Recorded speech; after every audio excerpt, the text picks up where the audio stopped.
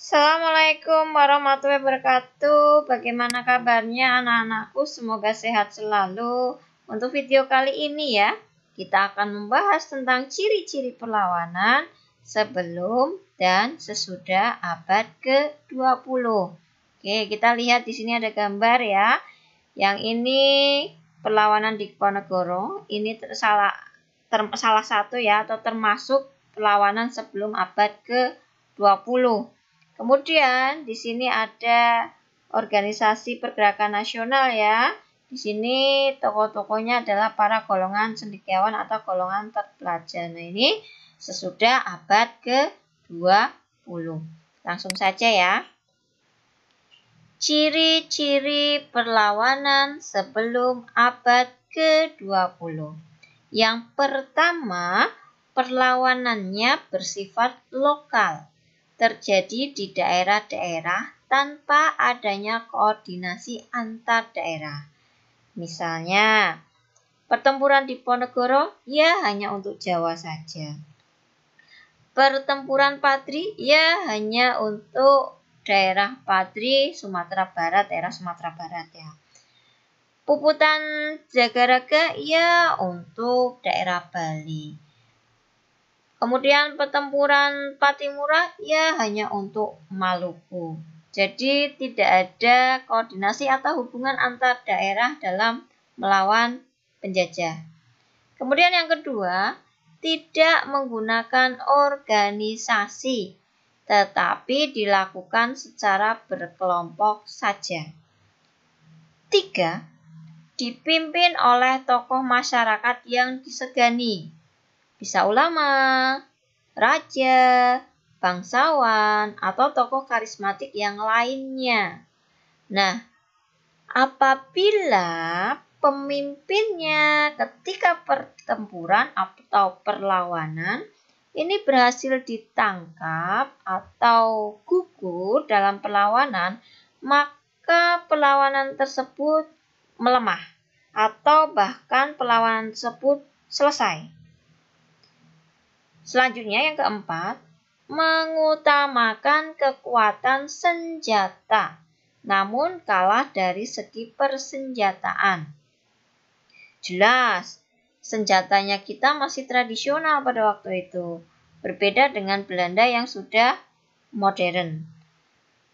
5. Mudah dipecah belah karena kurangnya koordinasi antara pemimpin dan bawahannya.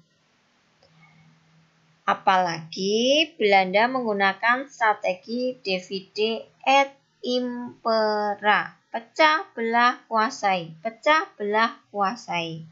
Contohnya, ketika Kesultanan Banten di bawah pimpinan Sultan Ageng Tirtayasa yang sangat membenci Belanda, namun berbeda dengan anaknya Sultan Haji yang mendapatkan dukungan oleh Belanda melawan Sultan Ageng Tirtayasa. Setelah Sultan Ageng Tirtayasa kalah, maka jelas Belanda meminta imbalan kepada Sultan Haji, bisa berupa upeti, wilayah, kekuasaan, bahkan campur tangan dalam urusan pemerintahan.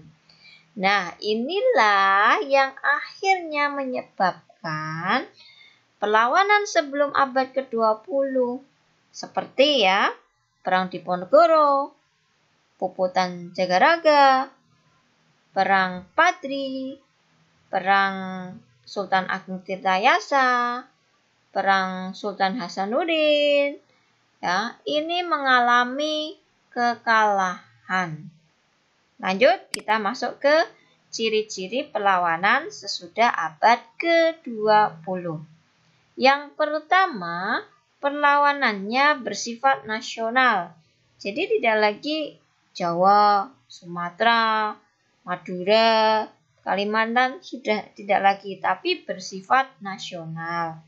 Kemudian menggunakan organisasi.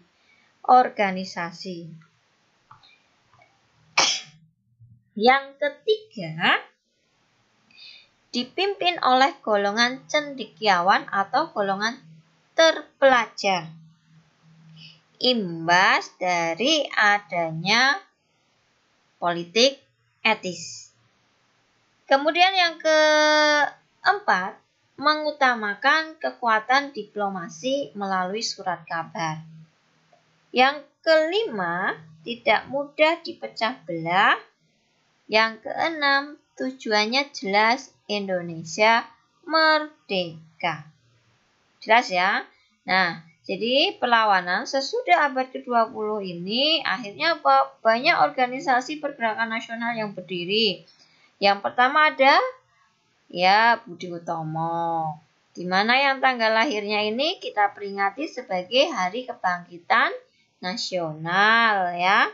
Kemudian ada Serikat Islam, ada Indisi Partij, ada Perhimpunan Indonesia, ada PNI dan organisasi pergerakan nasional lainnya.